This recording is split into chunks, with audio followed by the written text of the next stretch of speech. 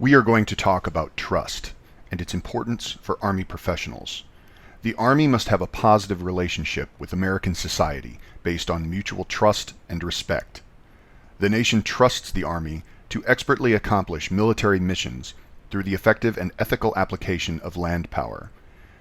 Trust is also important in developing relationships among Army professionals. Today, you are encouraged to have an open discussion where you will express ideas and learn from one another while we learn about our Army profession and doctrine. These are the goals for our discussion today. Army professionals must understand and sustain trust within the Army profession and with the American people. Our professional responsibility, through our stewardship, is to identify and sustain those practices that will help build trust.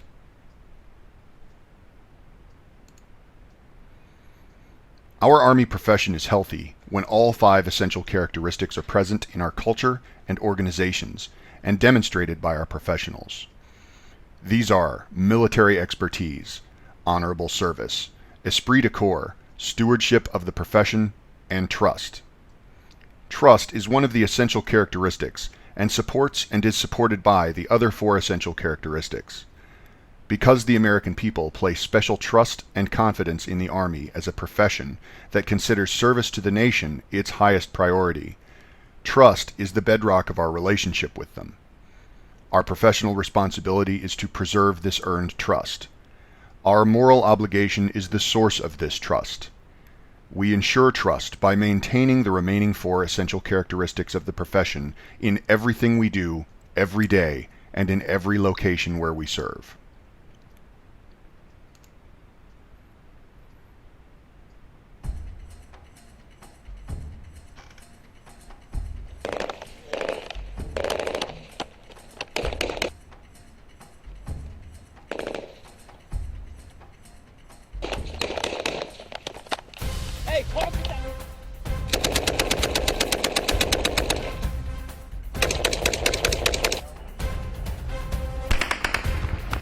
It's not about a paycheck. It's about love of their country, their families, and each other.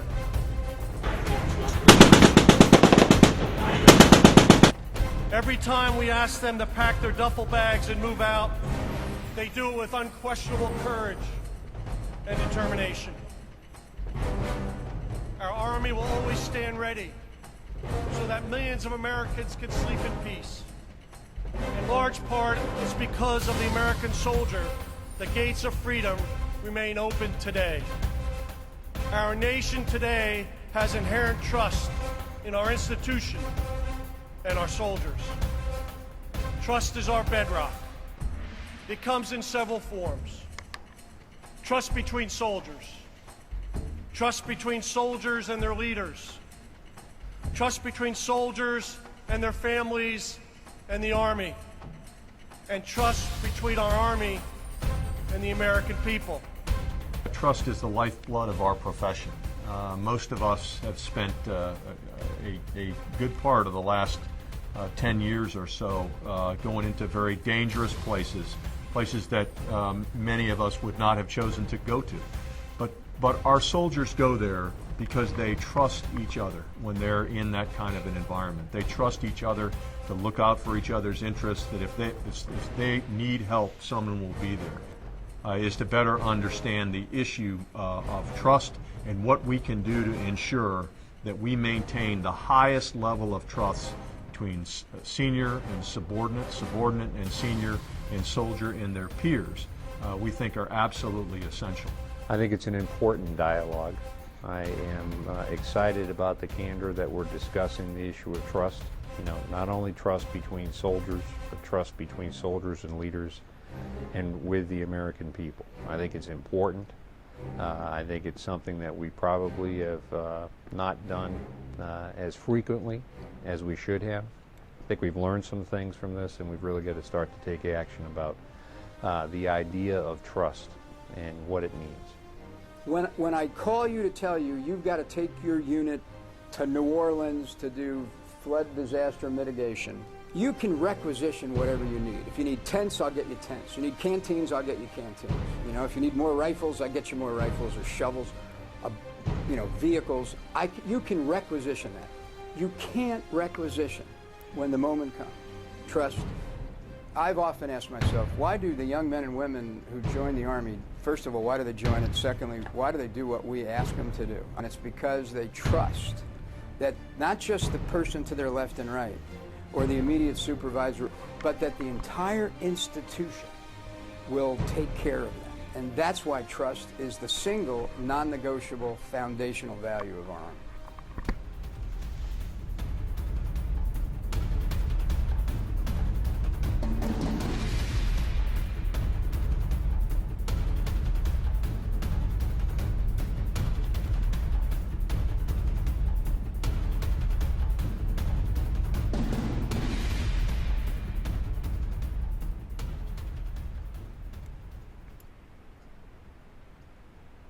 The video you just watched introduced trust in the professional context. Pause the video now and review amongst yourselves what is trust and how can it be improved in your organization.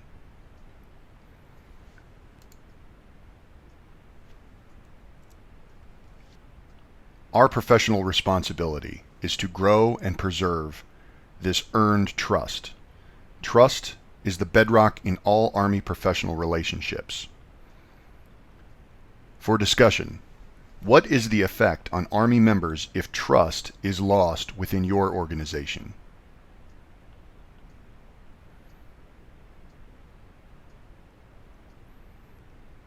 How is trust related to military expertise, honorable service, esprit de corps, and stewardship? Trust comes from and supports the other four essential characteristics. Trust is gained or lost through our everyday actions. Trust is based on personal qualities such as professional competence, character, and commitment. A soldier must see action that is consistent with Army values. This becomes a basis for trust. Trust comes from shared experiences, risks, and training. Mission command is based on a mutual trust and shared understanding.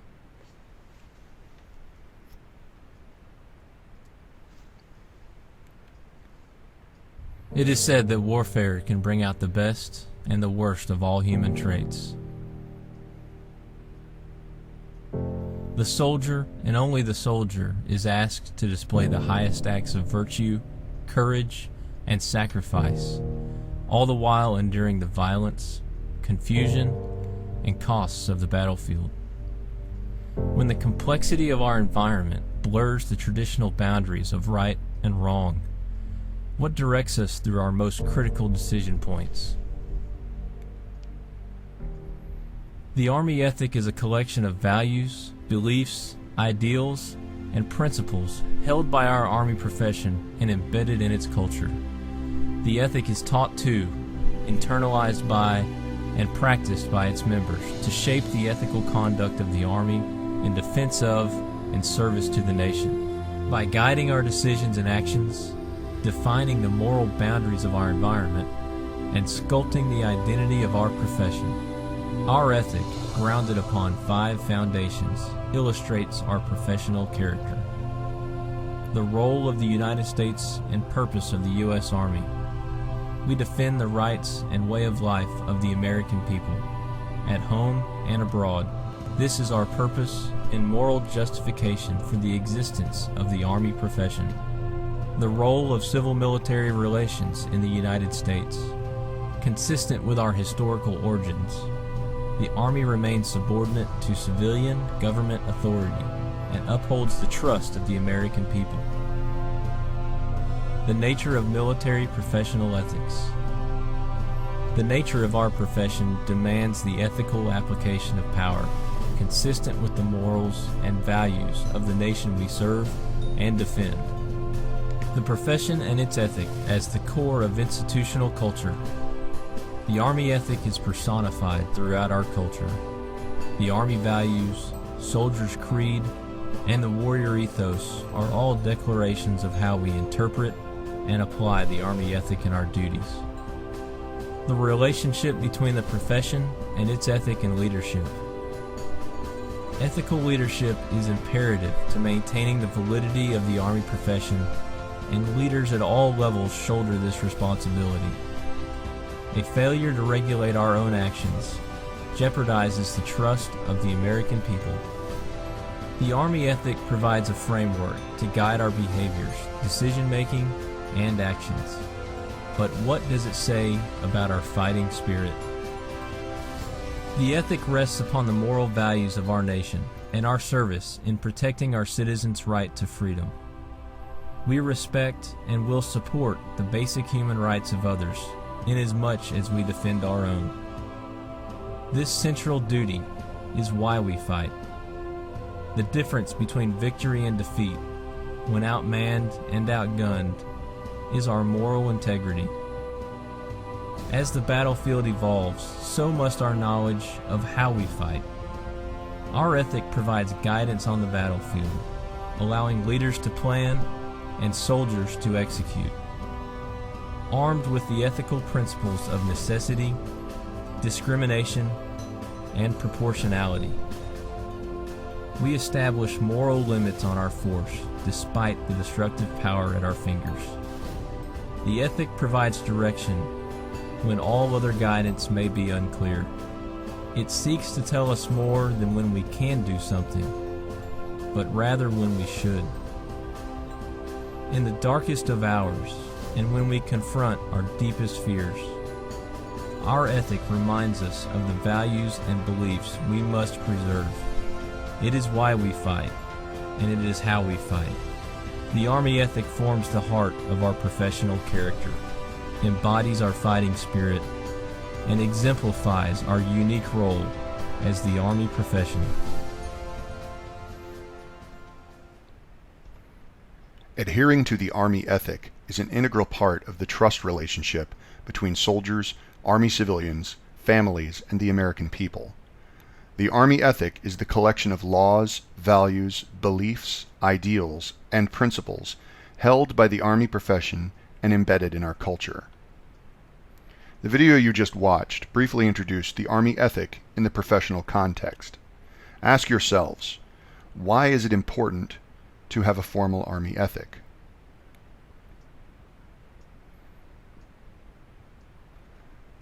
To maintain America's trust, we must be both effective and ethical. When the American people give their trust to the Army, Army professionals can act autonomously, and society trusts that its members will act honorably. Army professionals exercise discretionary judgments, and the failure of individual professionals to make the right decision can be devastating to mission effectiveness. The Army ethic informs and guides Army professionals' discretionary judgment and contributes to the trust relationship. The Army ethic is rich and varied in its sources and its content. Parts of the Army ethic originate from codified legal documents carrying the force of law, such as the Constitution and the Uniform Code of Military Justice. These foundations are pictured on the left-hand side of this framework. Institutionally, this codified part of our ethic establishes the purpose, mission, and duty of the Army. The Army draws the other portion of its ethic, seen here on the right half of the framework, from traditions or documents with immense moral content and importance for all Americans. These traditions or documents do not have standing in law. They include the Declaration of Independence, the Just War tradition, and the Golden Rule for interpersonal behavior. Pause the video now and engage in discussion on the following question. Why does the Army fight?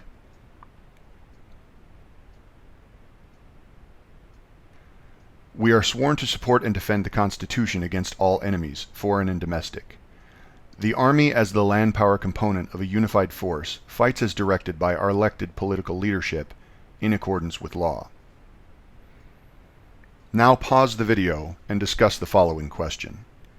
How does the Army fight? Army leaders determine how their units use lethal force by applying ethical principles.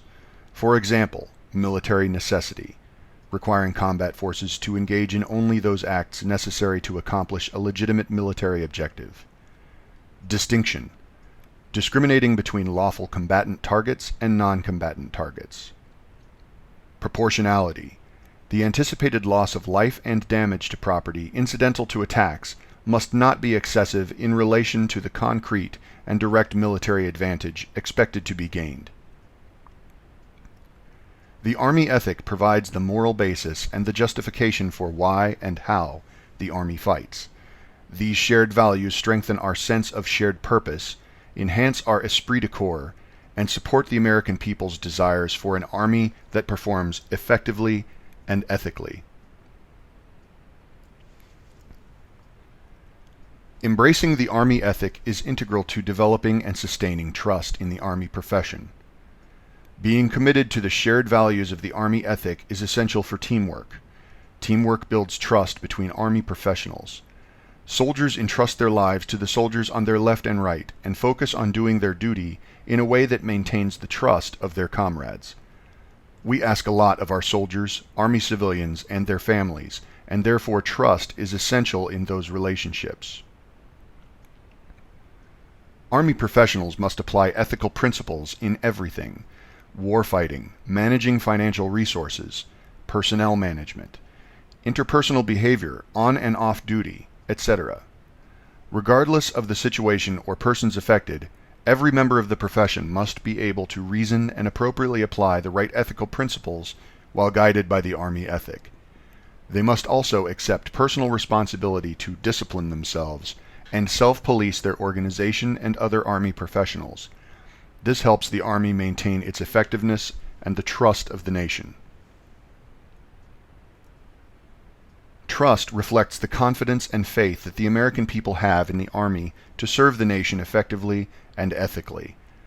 The support of the American people has been and will remain paramount to our success.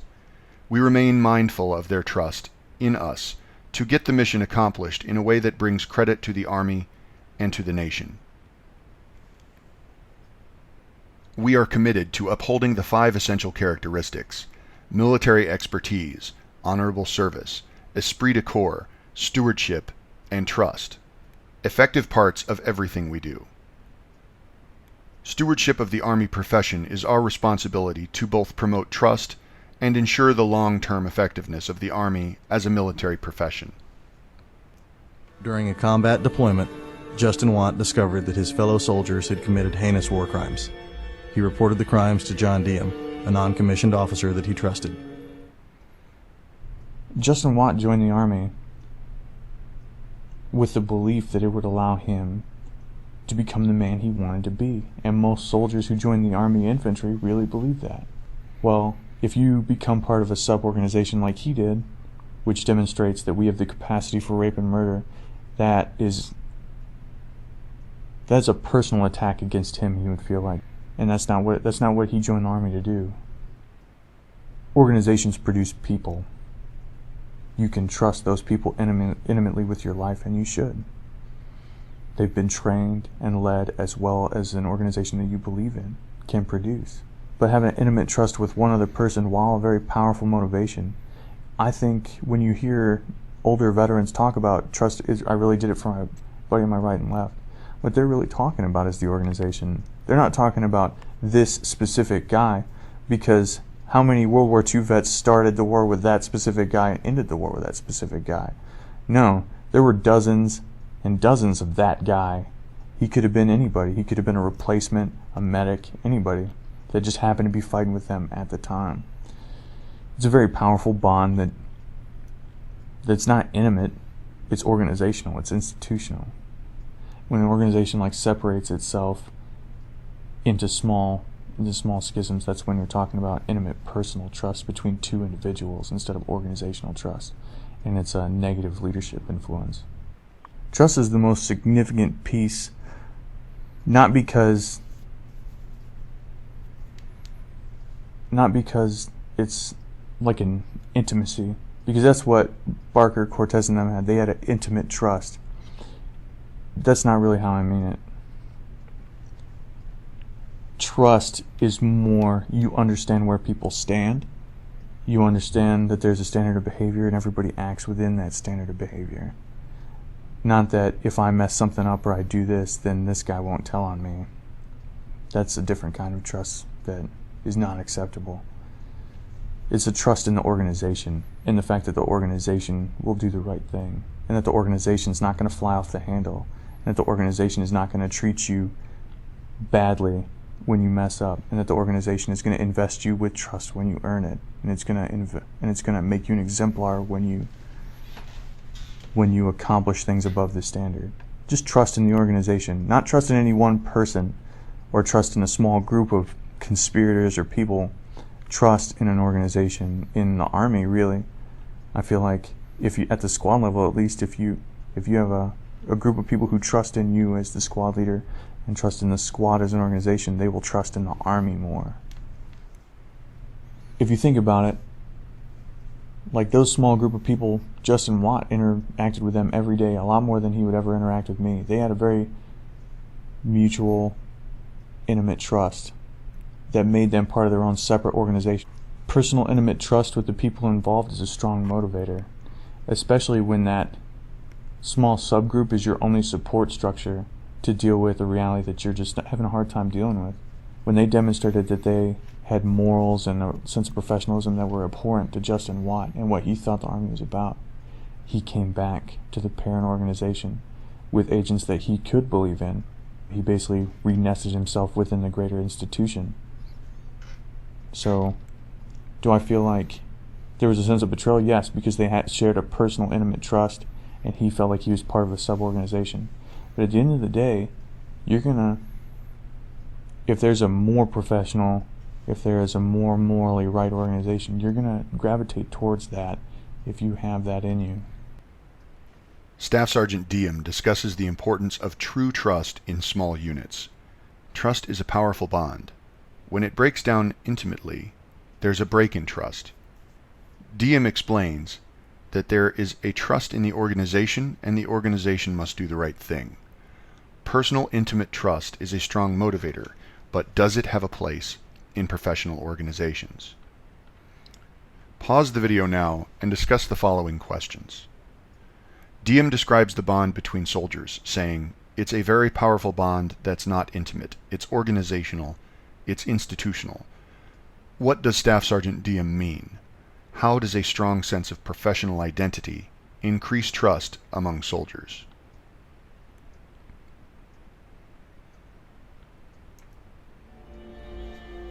Fred Wintrich was a battalion executive officer just before the surge in Iraq. His unit operated in a hotly contested area, averaging 11 direct fire contacts a day over the entire deployment.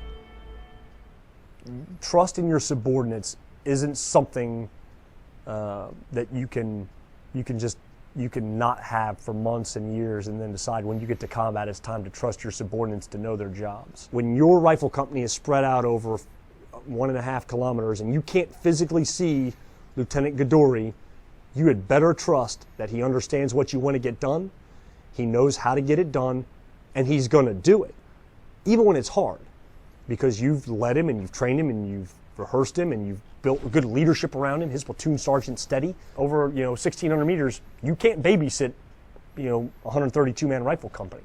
So if you don't trust, you're not leading very well. Our culture is, I'm expecting you to solve problems. Don't bring me problems, solve problems. Matter of fact, the more problems you solve, the more I'm going to give you. That's a culture and that's a value that we hold in high regard.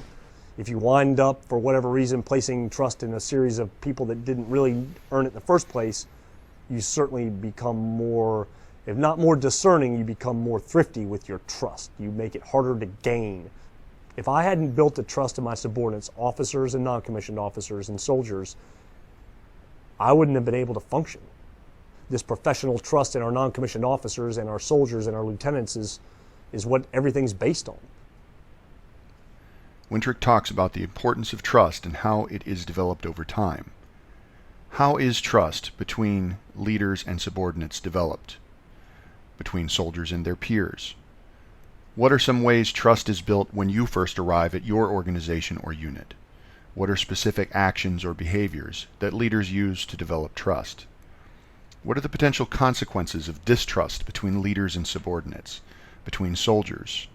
Why does Wintrich say, if you don't trust, you're not leading very well? What is the correlation between trust and effective leadership? How is trust earned in the Army between soldiers, leaders, and between soldiers and leaders? Wintrich mentions having units spread out over several kilometers.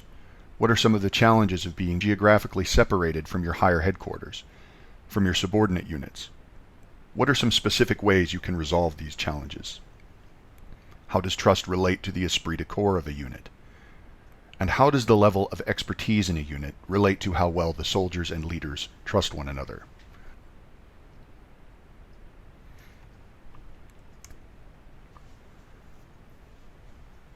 How are we promoting conditions that result in trust relationships within our organization? How are we stewarding the Army profession to ensure that we maintain the trust of the American people? To conclude, Army professionals understand and maintain the trust of their fellow professionals, build trust in relationships through candor, transparency, respect, and consistency in their behavior. Steward the trust of the American people by ensuring the Army profession possesses the 5 essential characteristics. How are Army professionals succeeding in developing trust in our organization? How could we improve the methods by which we build trust? What have we done that has strengthened or damaged that necessary trust within our unit and with the American people? Army professionals work to continuously improve both themselves and their profession. Providing feedback that promotes our learning environment is part of being a steward of the profession. This quick reference code can be smartphone scanned to provide feedback on this America's Army Our Profession learning session, or the link below it can be used to provide feedback on this America's Army Our Profession learning session. Please take the time to help enhance our profession.